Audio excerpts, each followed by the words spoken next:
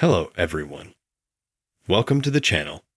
In this video, I will show and tell you how to change the font style on iPhone. Please subscribe to the channel. Watch the video to the end. Give it a like. Let's get started. To do that, we're gonna go to Settings. Scroll down to the bottom. Find the Accessibility tab. This works on absolutely any iPhone or absolutely any iPad.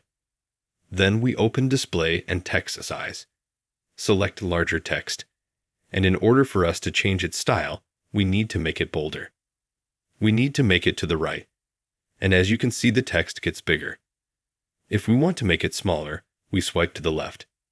We put it in the position we want it to be, and then we save it. You can also change the font to make it bold. So we turn this setting on here, and our text becomes bold. This is the way to do it. If you liked and helped this video, you can write a comment, put a like, subscribe to the channel. Thank you very much for watching. Goodbye.